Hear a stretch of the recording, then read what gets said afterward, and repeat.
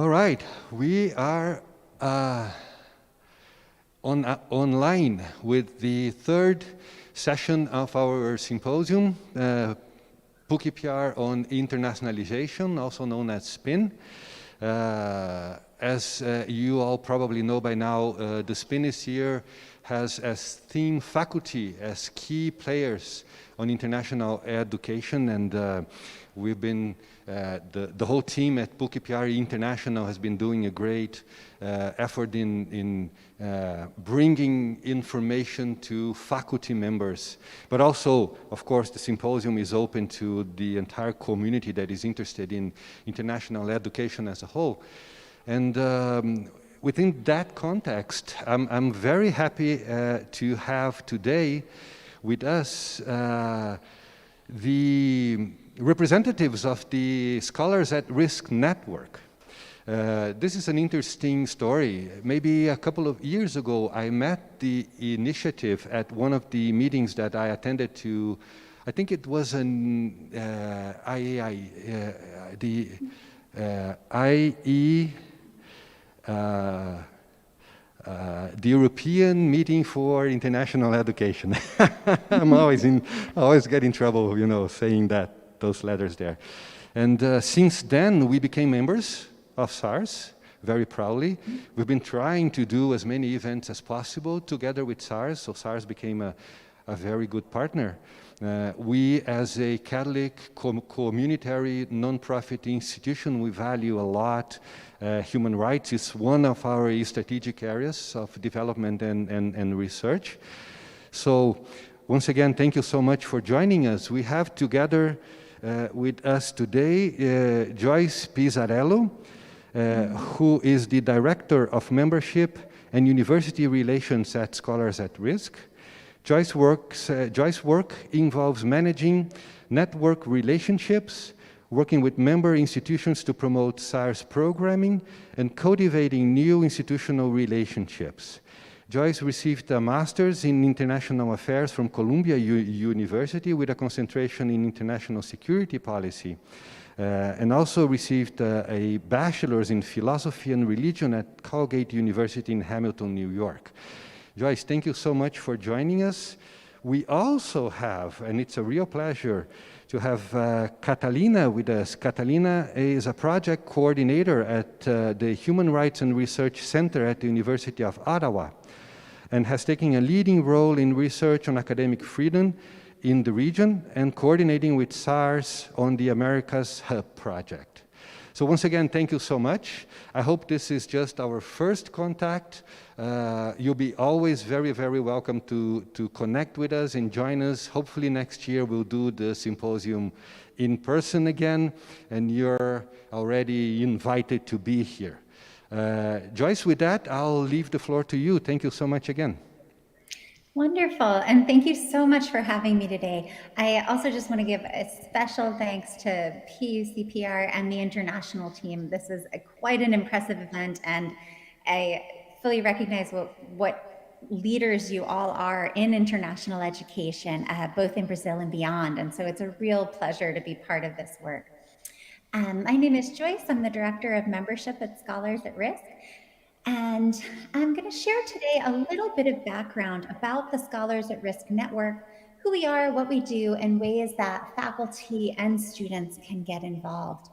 My colleague Catalina will also be sharing a more in-depth perspective on regional work and the Americas Academic Freedom Hub. So before we get started, I just want to note that we're so grateful that PUCPR is an active member of the network, and so any of the programming that I review here is freely and easily accessible to faculty and students. So I really encourage you, please check out our website. If anything piques your interest, you can find my email there as well as our general account email. And I'm happy to go more in depth on some of these issues and programming. And I really hope that we'll continue to form this relationship and collaborate with all of the faculty on campus. And I do know that at the end, we'll have a bit of time for Q&A. So I hope we can address some questions then too. So I'm going to do a quick screen share. And I'll move pretty quickly through this PowerPoint, but let me just start this here. Okay. There we go. So this is our PowerPoint about the basics of the network. So Scholars at Risk, for those of you who may not be familiar, is an international network of higher education institutions and associations whose mission is to protect, threaten scholars, and promote academic freedom. And I'm going to review just the three main pillars of how we do this work.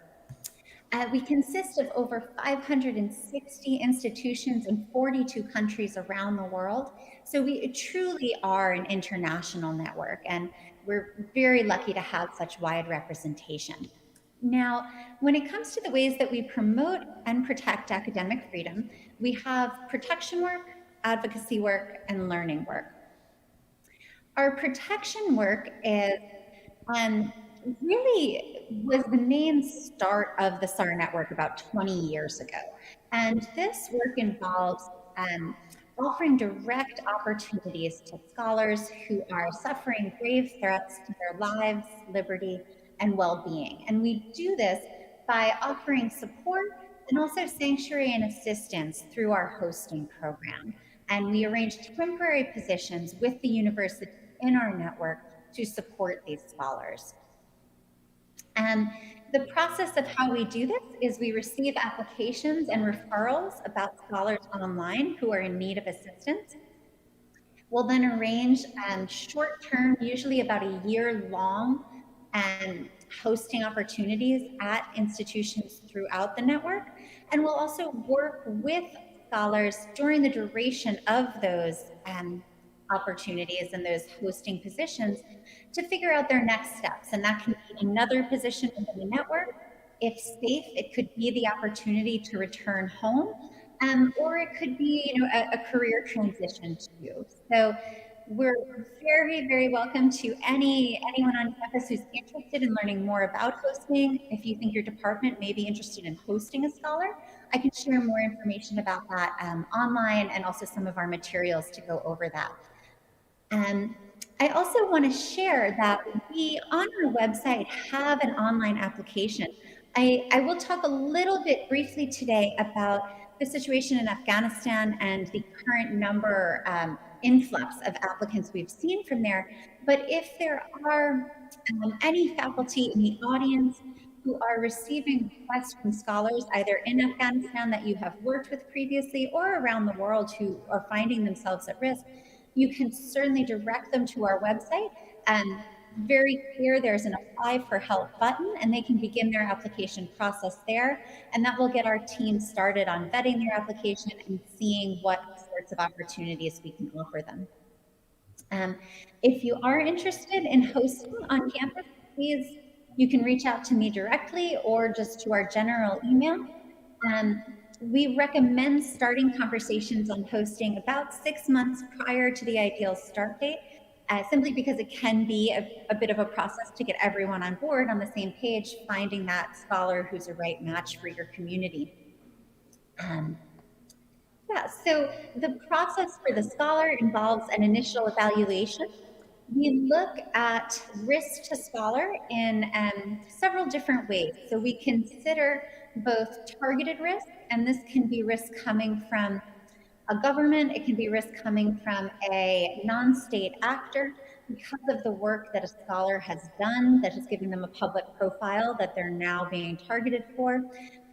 But as many of you know, when we see authoritarian rises in different countries, often the university is one of the first places to be targeted. And sometimes faculty who may not have even considered their work political prior to that now find themselves in dangerous situations. So we also do consider that sort of situational risk.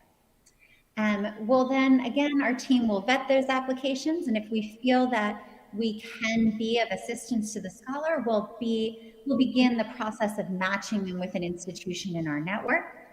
During their term, we'll offer advice and assistance, and also move forward on figuring out their next steps, so that transition phase. So we really work with scholars throughout the entire duration of the term they need assistance. So I want to just emphasize here, these are our last year numbers of geographical locations where we see scholars applying from. Since August, this has really been flipped.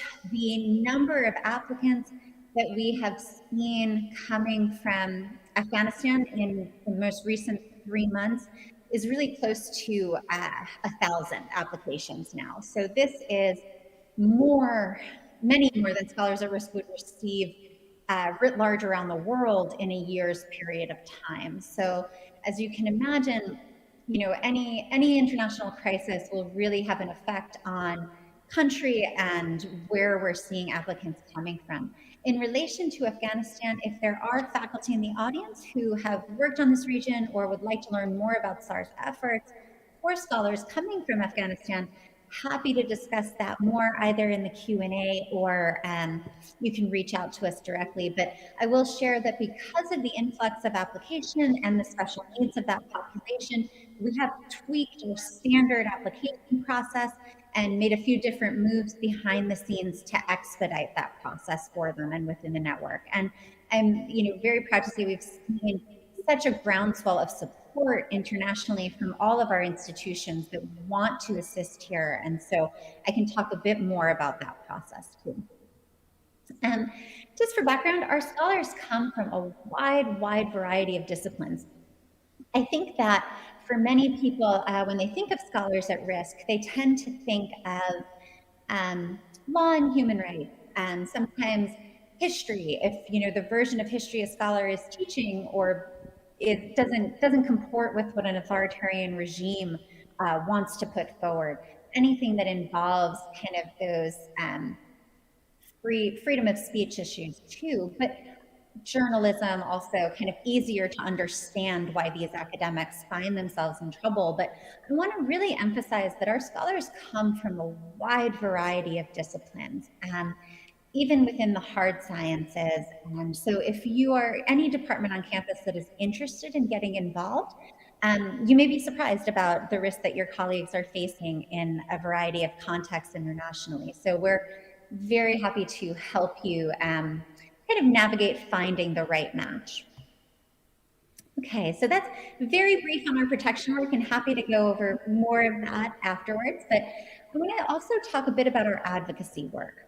So SAR's advocacy work was really born out of the recognition that though the direct services and the hosting work was essential, there were always going to be cases where we simply could not assist, particularly for scholars who find themselves on trial with travel bans in their home countries, scholars who are imprisoned, and also on larger issues of academic freedom and creating a sustainable network for moving forward policy that really nurtures academic freedom in a variety of contexts. So that's kind of where our advocacy work began. So we have a few different programs that we use to kind of promote academic freedom in this realm. And this is one area where there's a lot of opportunity for faculty and students to get involved. So I do hope if you're interested, you'll be in touch and we can share more. First, there's our Academic Freedom Monitoring Project. This is a project where throughout the year, our team of staff and volunteer researchers around the world identify, document, and report on attacks on higher education. You can access this all open source online on our website. But for anyone who's interested in potentially contributing as a volunteer researcher, it's either faculty or kind of higher level PhD or journalism students, but we would be delighted to have you join in that work. So if you have a specific regional focus you'd like to explore, please get in touch with us there and I can share more about that. The Academic Freedom Monitoring Report feeds into our annual Free to Think report. And so this is a annual report that we publish on attacks on academic freedom around the world.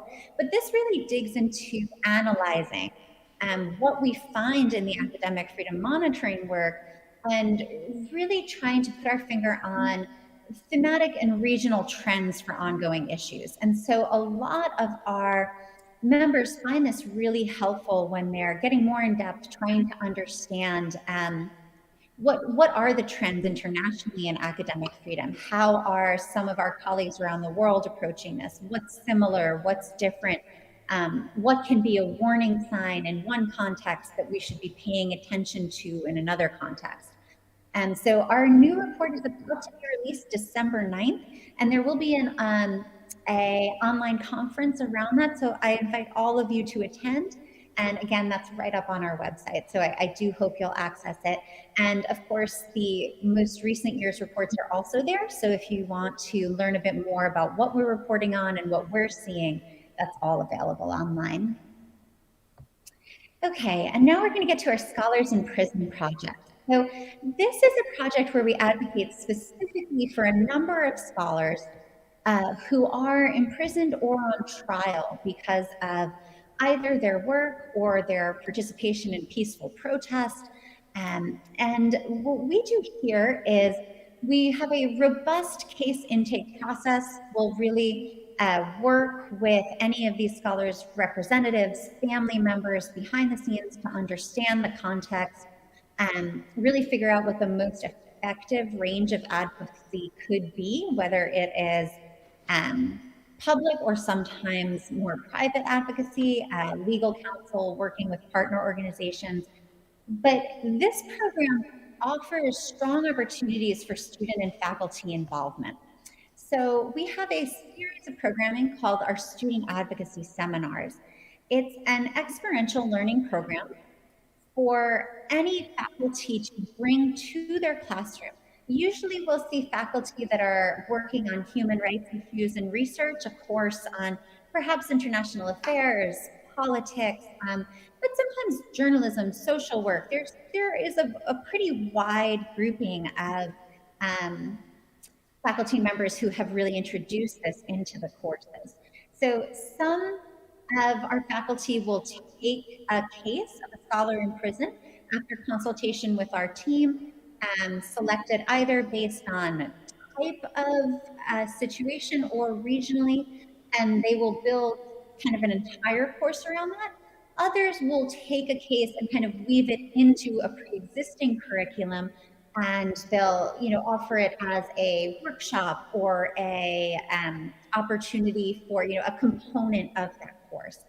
Throughout the advocacy seminar, students will conduct research on the background of that case. So that can involve anything from learning both regional context, state context, and getting the contours of the situation, but also really working to understand those levers both internationally and at home when it comes to human rights work. So they're kind of taking something from the theoretical that perhaps they've been learning about at the international level, how a number of organizations work to promote human rights, but then applying that to a specific case.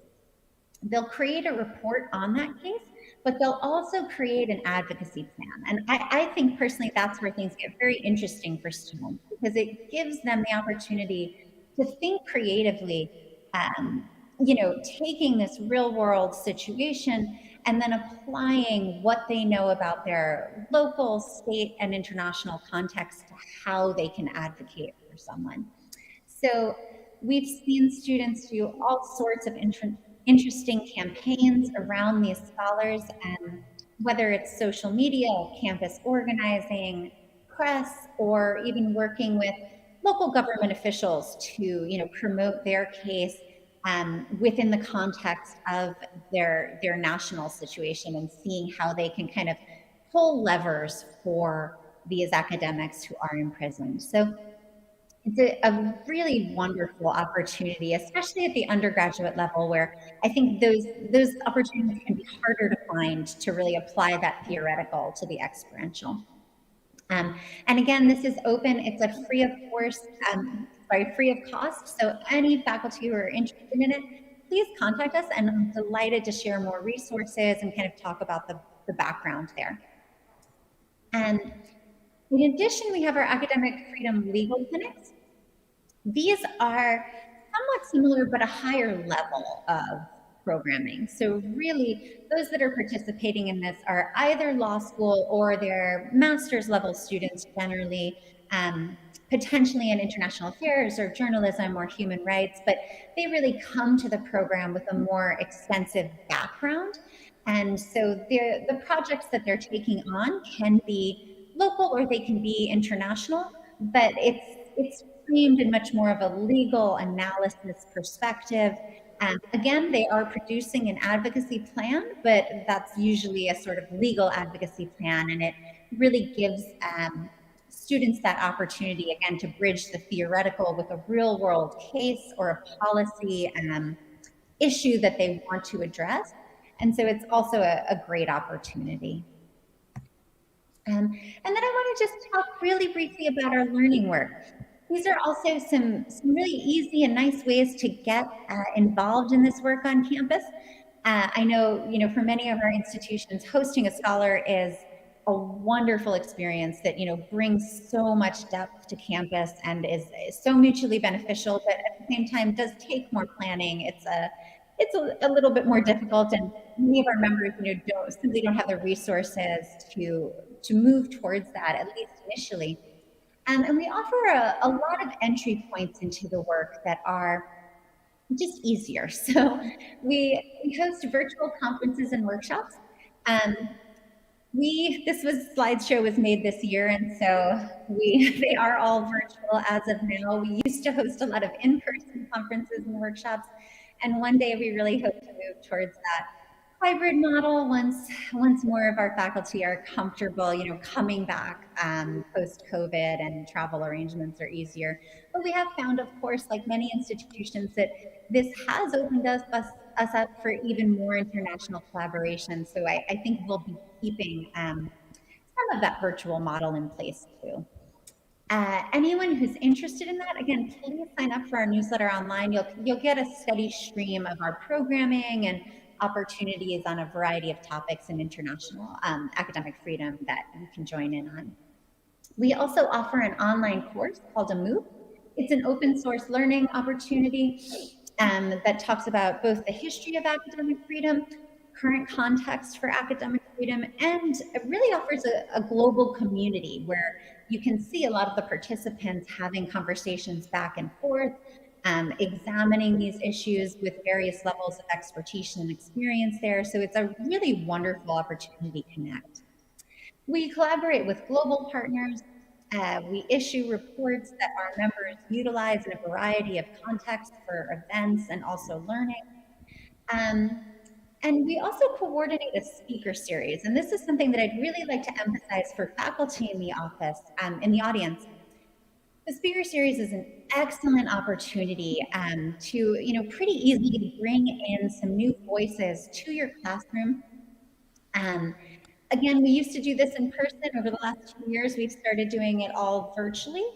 And I think we'll move to a mix in the future. But as of now, if you are interested, we have a listing on our website of scholars who are SAR scholars, and they are willing to speak about their work, their experiences, and academic freedom in whatever context they have experienced, challenges to that. And they all come from such a diverse, interesting variety of backgrounds and work on such pertinent and fascinating issues. So these, they are available to speak both in small settings, maybe it's a classroom lecture, or larger settings for a university-wide lecture. So there's a lot of ways they can be integrated into curriculum and opportunities to share. And I think just, both ways for both the scholar and students and faculty, it's a really powerful experience. And, as someone during my student days, I think we all know a little diversity and new faces and ideas in the classroom is always really wonderful and welcome. So it's a great way to kind of spice up your curriculum and, introduce your students to something a little bit different.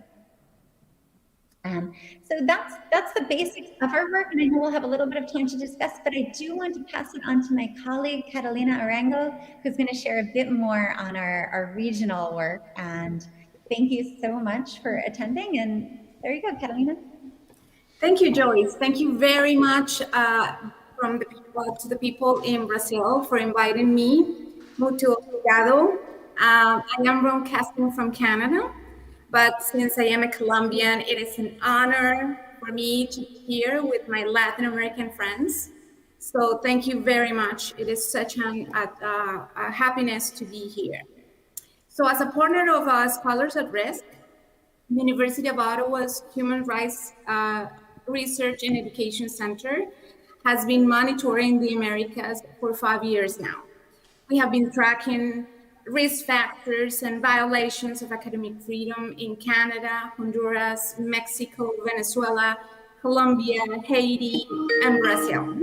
They are part of our scope, but we are trying to amplify the scope in the coming months and years.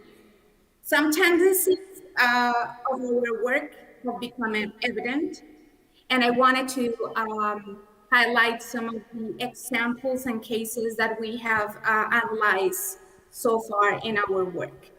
Since 2018, the limitations of university autonomy have risen in the region. Venezuela is increasingly striking its own university systems that support the Bolivariano regime. In Canada, for example, as many have been surprised, the budget of many universities has been reduced on the call of provincial governments. In Brazil, you know better than me, Bolsonaro government has attempted to withdraw resources from particular departments that allegedly do not generate enough revenues. We also have tracked many cases in 2019, and a trend was evident. Student demonstrations became fundamental pieces of the political and social discontent in the Americas. Some media reports even called the wave the Latin American Spring. Thousands of students in the whole region took the streets, for example, in Mexico, to protest against gender violence, to demand justice in the case of disappearing classmates. Multiple students' demonstrations paralyzed Chile, opposing the raised prices of public transportation and asking for constitutional reforms. Students in Peru joined unions and other sectors to call for the dissolution of Congress due to multiple cases of corruption. A great number of students and teachers, you may remember, protested around Brazil against Bolsonaro's federal cuts in education spending. And the governments in the region responded with repression and intimidation, using violent means to suppress protesters. So military police and anti-disturbances squadrons used tear gases and even firearms to disperse the marches, leaving many strikers injured and some killed as a result. So governments protected and judicially chilled the police forces in the acts of violence and human rights violations against those that protest. In general, across the Americas, before the COVID-19, the right to protest was not guaranteed and even criminalized. So that's why one of the tendencies that we were able to analyze during our work in the region. Specifically, we follow the case of Colombia, and in late November 2019, hundreds of thousands of Colombian pensioners, students, social leaders, union members took the streets of the country's main cities to protest over labor, pension, tax reform being discussed in the Colombian National Congress. And killings, also the grassroots leaders were part of the claiming and the lack of financial report of public universities as well. So the movement grew as other sectors joined in, and the rallies across the country became one of the biggest mass demonstrations in recent years. I was very proud as a Colombian, but I also discovered and analyzed the social media outrage, and sittings and marches continue until February 2020 with a lot of violence, limitations, and censorship when the COVID-19 pandemic broke out. But our team monitoring two forms of repression of those demonstrations, one from the government and other from groups outside the law. On one hand, Ivan Duque, the president of Colombia government, responded to marches with a very heavy hand, illegally raiding homes of activists, artists, alternative media journalists, stigmatizing protesters, criminalizing the right to protest, and using the Colombian National Police Mobile Anti-Disturbances Squadron, called SMAT, to violently break up any gathering of demonstrators. So according to the coalition Defendemos la Libertad, we defend freedom, which is made of almost 60 organizations working together to conduct observation of social protest, over 400 cases of abuse at the hands of SMAT and other police were reported during protests in Colombia between November 21st and November 27, 2019, which is very alarming and complex. These includes injuries and eye injuries caused by tear gases and other projectiles. We also reported a case of a student who was killed during those protests, and also many of illegal detentions of students during those demonstrations. So on the other hand, at the end of 2019, also in Colombia, academic associations such as the Colombian Federation of Educators and the Union Association of University Professors denounced having received death threats from paramilitary groups, one called the Black Eagles, Águilas Negras. The intimidations also reach other members of the academic community, such as a student from Universidad Militar Nueva Granada in Bogota. His name was Samuel Cáceres, a supporter of the protest and a member of one of the political party, which is against the current government. And Cáceres received also death threats, which made false links between its political and social activism as a student leader and an illegal armed group. Our team also tracked dozens of pamphlets signed by the armed group and another paramilitary group called Autodefensas Gaitanistas de Colombia. It started circulating in the University of Antioquia, one of the main and most important universities in the country, in Medellin, the second city of the country, on March the 2nd, spreading terror among the academic community. Professor Sara Fernandez Moreno, Secretary of the Board of Directors of the University of Antioquia Association of Professors, was one of the targets. And 3 days later, on March 5th, when Professor Fernandez was at home, she was stabbed by an unidentified individual. She survived the stabbing, but the circumstances of the attack are still under investigation. So those were the cases and the landscape, the framework in which COVID-19 came. The emergency of COVID-19, we found out that complicated the picture.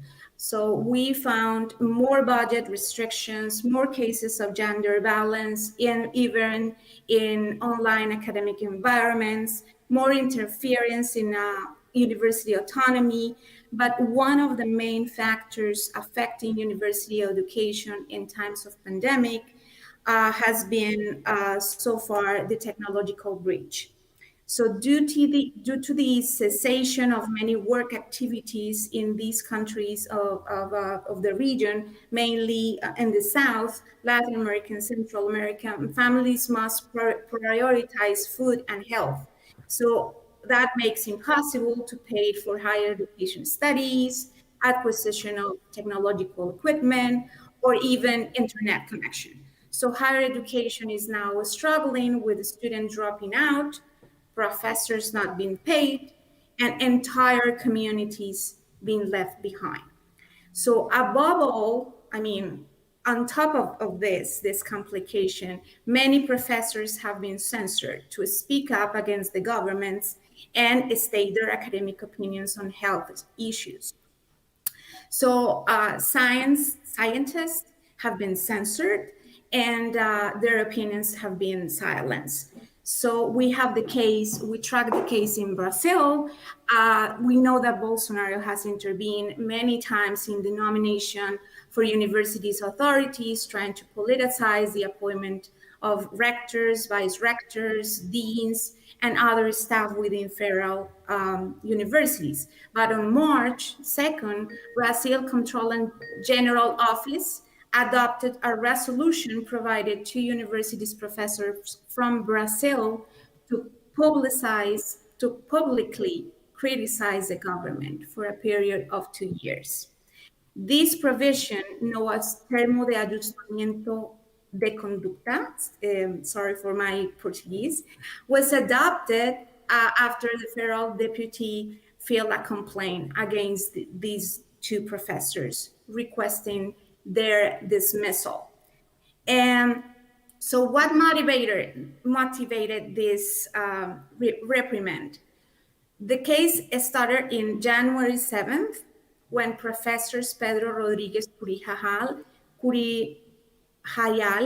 and Erlardo dos Santos Pineiro addressed the academic community of the Federal University of Pelotas through social networks to criticize the appointment of the new rector, who was chosen by Bolsonaro despite not being first in the triple list of nominations. So the professors also criticized the government's handling of the pandemic to that date in January 2020 had caused the death of approximately 300,000 people in Brazil. So the decision of the controlled officer is very worrisome for us as an institution following these cases, because it shows that the control bodies as entities can be used by the government to silence critics of public affairs.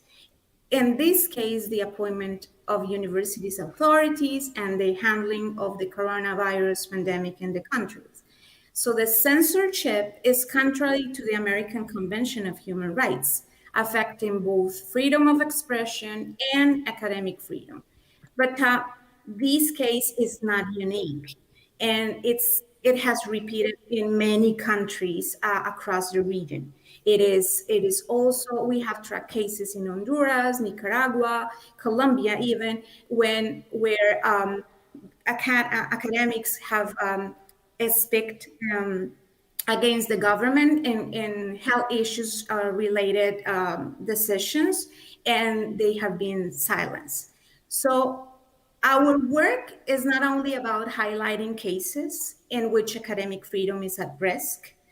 Our work has also revolved around making networks, creating alternatives, building strategies of advocacy. That's why we know that we have the commitment to take the lead and work on important projects, such as the two projects that I will mention in a minute for you, in which we are working at the same time.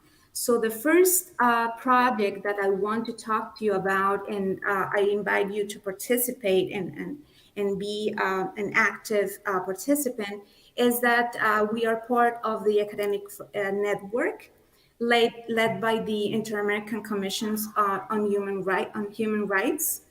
And this academic network is a group of organizations that have been called to work on strategies to protect academic freedom in the region. And one of the first actions we contributed to was the elaboration of a set of Inter-American principles of academic freedom that will help lay out the foundations of a human rights approach for responding to attacks on academic freedom in the Americas. So this is important because so far, victims of academic freedom, or for instance, gender balance in academic environments, report not being protected, being re-victimized, being censored. Although most universities in the regions have protocols to respond and to, in theory, solve these kind of cases, but in practice, that is not the case. So this set of principles, the ones that we work with the Inter-American Commissions on Human Rights, could be used by these commission, but also by higher education institutions and civil or society organizations to protect academic freedom and university autonomy. So those principles can give us the tools to be active leaders in our regions. So the Inter-American Commission and its special rapporteurships on freedom of expressions and on economic, social, cultural, and environmental rights have released these principles for public consultation. And it's open to discussion until November 12th, 2021, which is Friday. So we need your support. I will read the link for you to check these principles, review them, make comments, ask questions, give suggestions, and participate, because we need to gather the public voice in order to the commission to adopt the principles and make them public as a tool for us to empower our members of academic communities. So that is very important.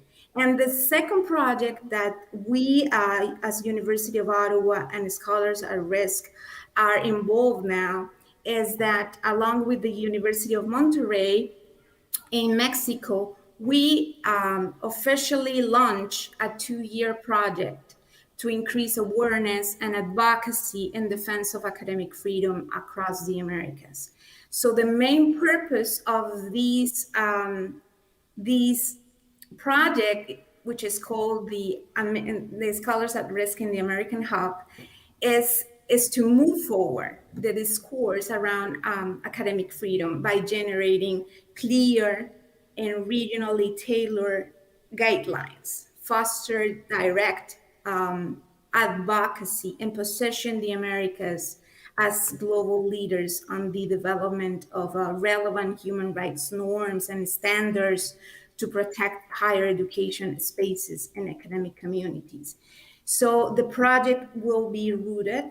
I mean, we launched it a couple of months ago, and we are in the process of gathering members and building the network. So the project will be rooted in building these sustainable networks of advocates and experts throughout the Americas region, which will be well positioned to identify crises and situation of concerns, and help generate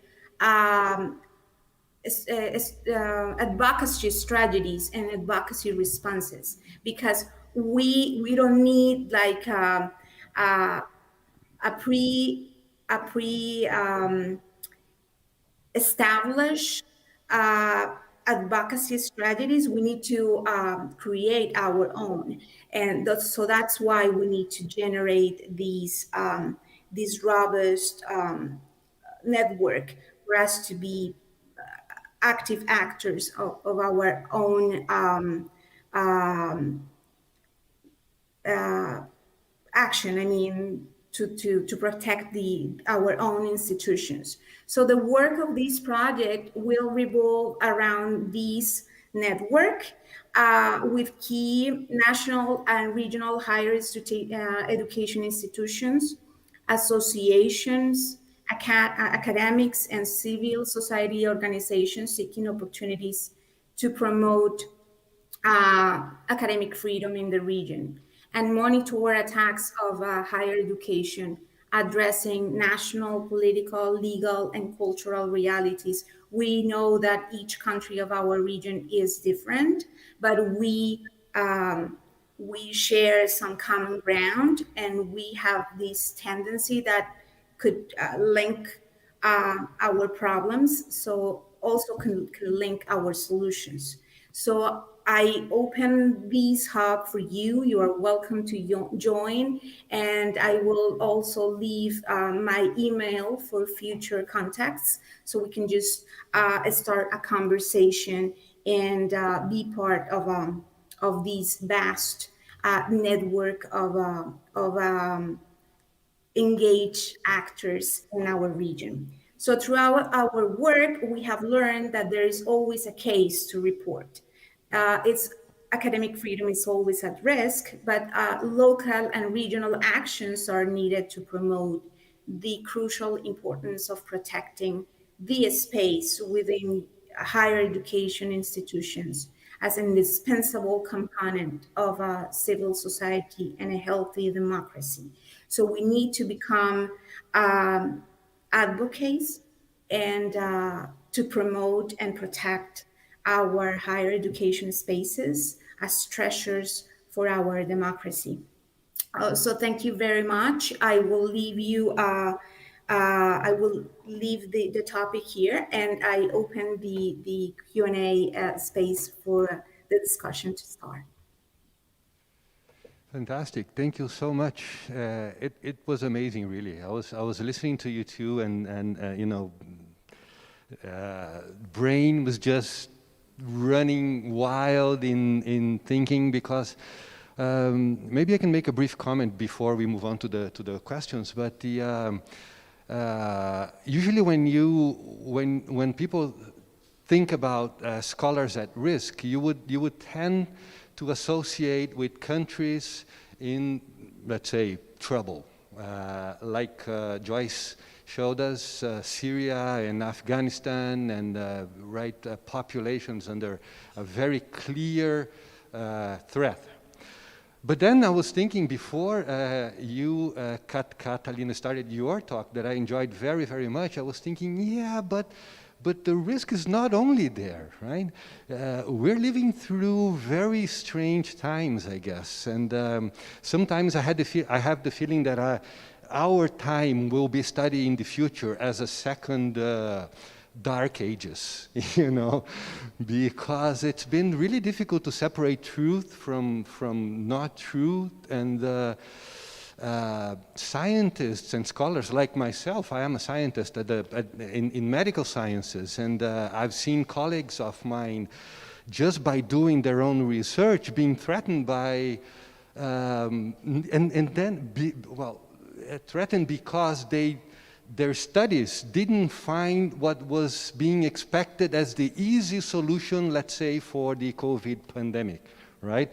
Populism is this, right? You propose easy solutions for very complex problems, and then everybody joins in and hope that that is the truth, and you know, it's never the truth. So, but you know, what makes it even more complex to me to understand is that threat doesn't come usually or necessarily from the government, because when it comes from the government, you know where the enemy is, right?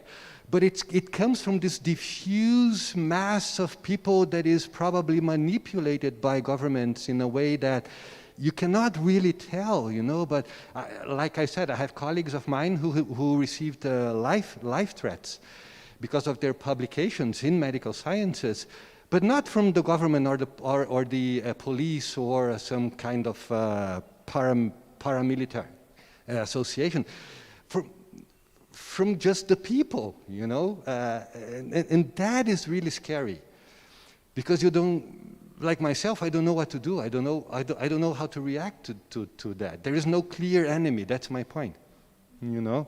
So if you could briefly comment on that, I would have tons of questions. You know, it's too bad that we have very little time, but maybe you could address that and comment. Joyce, if I may.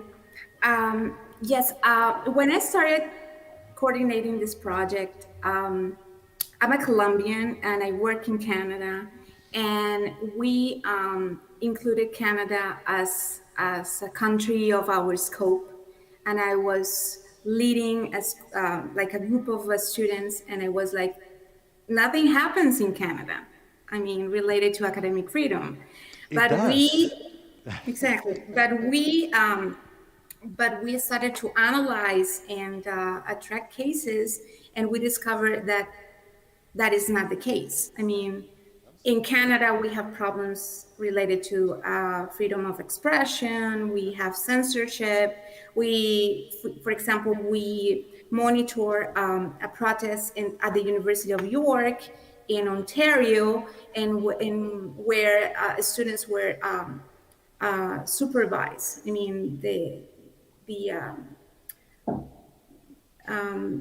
how do you say, the cameras follow the protesters along the demonstrations, and then they were called to the administration for them to explain their actions. So that is a very very clear violation of their academic freedom. So you are. I agree with you.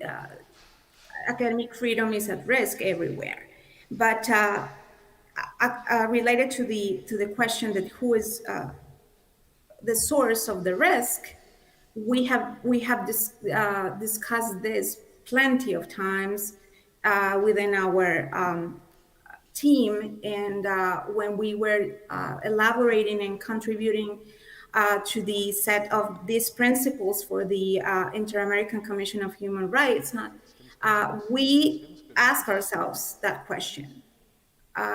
Okay, so the source of the risk is who? I mean, the state, the universities, the legal, illegal armed forces, and we discovered that all of them, and also the economy, the way that universities are commercializing themselves, is also putting at risk the academic freedom, and the way that they are establishing their curriculums is also at risk, because not everything that is needed to be included it is.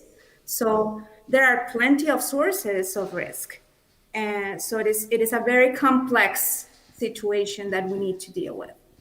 Yeah, it's true. Yeah, it's fascinating at the same time, and at the same proportion that is scary. I think with yes, Joyce, yes. Oh, no, I was just going to jump in briefly and say, you know, it's something that we have become accustomed to saying here in the U.S., and you can read through some of our reports about U.S. campuses recently. But what you speak about, kind of having that diffuse threat and not really knowing exactly where it's coming from, has become a pattern, and I think really a toolkit that's being utilized by authoritarian governments in a way where they can ostensibly keep their hands clean if they're not the ones calling for violence, but knowing full well what will happen to opponents or people that are called out on social media in specific ways and through specific channels. So it's a very interesting area of work, and we've seen a lot of similarities in a variety of contexts around the world. So I think there's a lot to be analyzed there, and a lot for us all to think about. Right. Yes, thank you. I think we do have questions from the audience. Yeah, Vivienne, you want to? Sure. You want to do the honors? Sure. I apologize for the noise a little, behind us. Well, that was amazing overview of what the work you guys done, and I have a few questions, but I'll try to sum up only one. The SAR network, do you guys have special projects towards academic freedom for female scholars? Because when we watch the news nowadays, for the last 2 years, it's heartbreaking when we see the Afghan girls that are not able to attend schools right now. I know that's early stage on their lives, but do you guys can oversee something for the future? Do you guys have a special project for this group? Thank you. Thank you, Viviane. Yeah, so I can share that gender is always something that's analyzed in our risk context. So, and very importantly, that can be gender from a perspective of simply being a female scholar in certain contexts can bring about specific threats, but also the way that gender studies has been targeted over the years and more recently in a number of different country contexts. So there's kind of two different aspects there of those doing gender research and those targeted purely because of gender. And so we're sensitive to both of those dynamics. And it's something that we think quite a bit about when we're vetting scholars and also, asking our community to host. Catalina's done some very interesting work on this though. So I would really defer to you there on some of your more recent cases. Yeah, thank you, Joyce. I think and in the recent years, the cases of gender violence has risen a lot in our monitoring. The case of Mexico, Chile, it's notorious, and not only sexual harassment, but also feminicides. Feminicides, is it? Yeah, on campus, it's very common, and one of the main aspects of those cases is the impunity that follows the report of the case, and so authorities are not taking the solutions in their hands, and they just decide not to follow the case, not to judicialize the perpetrator. It is very discouraging the way they are responding to those cases. But the student movement is also taking action, vocalizing the action that need to be done in these cases. So it's important to say that students are trying to highlight the importance to protect women on campus. Perfect. Thank you so much. Yes, Anna. So I was just, I know you mentioned a lot about how higher education institutions can support your work. So basically, I just wanted, if you could, in a nutshell, explain it more, like how can we, as a higher education institution, can support you? And like, what would be the most essential actions that we could support you? And also as an individual, because I was looking at it, I was very interested as myself as an advocate for academic freedom. So how can also individuals work with that? So that's my questions. That's a great question, Anna. Thank you so much. So I can share, certainly PUCPR has joined the network, and so we do have, a committee of faculty that are very interested in the work and promoting it, but certainly getting in touch with the international office there to connect.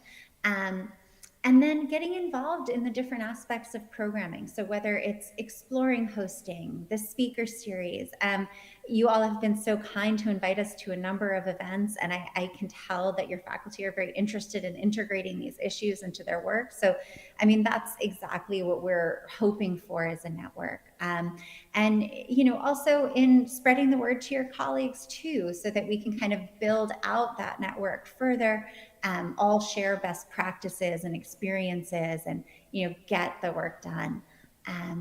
But Catalina, if there's specifics on the Americas Hub also. Exactly. And within the Americas Hub framework, you can participate, like supporting the set of principles that we are elaborating with the Inter-American Commission of Human Rights.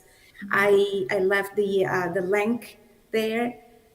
You can participate until this Friday, giving your questions and sharing your comments. So that is very important for us to move forward to the approval of those that set of principles, but also to join the hub as an academic or as a faculty member. So that is a very important thing because we want local representation in each country, so we can just have this vast network that we can rely on in order to do advocacy and to put things in motion across the region. All right, thank you so much. We are really running out of time, but we do have time for one very quick question. Yeah, is that possible? Academics always ask quick questions. Thank you. I will try to make the question brief, which is, I am from an institution that I don't believe is part of your network yet, Kent State, although we have a long history of doing this type of work. In the pandemic, have you seen a downturn in host institutions being able to sign up due to financial issues? And if yes, do you have suggestions on how to advocate to get the scholars to be able to come to our institutions given those constraints? Another great question. Thank you so much. Yeah, and so I'll say briefly, please send me your email because Kent State, I'm very proud to say, is actually a member of the network and has been for some time. And, sometimes it's a select group of faculty who we're working with and that, the word doesn't always reach to every facet of the campus community, but we can link you up there. And that's, I would love to put you in touch with our contacts. What we saw, of course, writ large due to COVID was a downturn and concern and some paralysis really amongst a lot of institutions early on. And I think that was not simply in our field, but writ large in the academic sector. People were just deeply concerned about the future of, in person, what the year would look like, what the next several years would look like. And I think that we're starting to see things returning to if not normal, a new normal. And so people are coming back with interest to hosting. We have a lot of hosting interest specifically in relation to the events that people have watched unfold in Afghanistan. But I will say COVID has certainly made the hosting process more difficult in a number of our countries with travel regulations and visa issues. So it's been mixed. I think people, in a way, the current situation has brought more attention to the need for this work and a passion, but of course, the current circumstances do make that international movement much more difficult. So I am, happy to, if you want to get in touch, happy to share more about that. And, we can always brainstorm ways for involvement on your campus too. Great, thank you so much again. I think we're out of time. It was a fantastic session. Thank you, Joyce and Catalina. We are very happy and proud to have you joining us this evening. I'm sure that the audience enjoyed a lot. This will be available for everybody who wants to check on the video on YouTube, right? Okay. Hopefully we'll stay in touch and expand this discussion in future opportunities. Once again, thank you so much, and bye-bye. Thank you. Thank you very much. Thanks.